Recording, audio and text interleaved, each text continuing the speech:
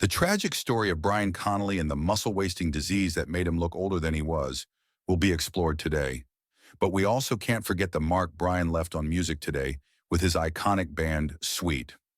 Join us as we dive into the highs and lows that shaped this remarkable artist and the legendary voice behind it. Brian Francis Connolly was born on October 5, 1945, in Hamilton, South Lanarkshire, Scotland, where his early life was fraught with challenges. Abandoned by his teenage mother in a Glasgow hospital, he was possibly suffering from meningitis. This was the supposed reason for abandonment. At the age of 2, he was fostered by Jim and Helen McManus, and he later adopted their surname. After discovering his biological roots, he reverted to using his birth name, Connolly. Speculation about a shared father with Mark McManus, the vocalist from T-Rex, arose when people noticed the striking resemblance between the two. At the age of 12, Brian moved to Harefield, Middlesex, where he attended school, and by his mid-teens, he joined the Merchant Navy, tattooing a tiger's head on his right arm. After his discharge in 1963, he returned to Harefield and became involved in music, joining various bands, including Generation X. This band shaped his early years, which he played from 1965 to 1966. The band recorded 4 tracks, although they were never released. Connolly later joined Wainwright's Gentlemen, a band that included drummer Mick Tucker. However, in 1967, Connolly and Tucker left to form a new group called Sweet Shop, which was later renamed Sweet.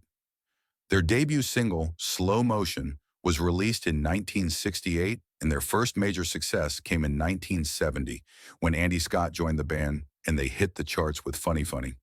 With frequent appearances on Top of the Pops, Sweet's rise to fame seemed unstoppable. However, things took a dark turn in 1974 when Connolly was severely beaten outside a nightclub. The attack caused lasting damage to his throat, permanently affecting his vocal range and sidelining him from singing for some time. This injury also caused the band to miss an opportunity to support The Who. Tensions within Sweet grew, and Connolly, who was also battling alcoholism, found himself increasingly excluded from decisions.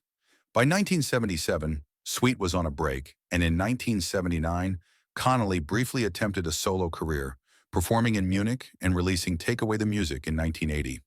However, his struggles with health, including multiple heart attacks, led to paralysis on his left side and significant health complications. In the early 1980s, Connolly tried to reinvent himself, releasing Don't You Know and later signing with Career Records.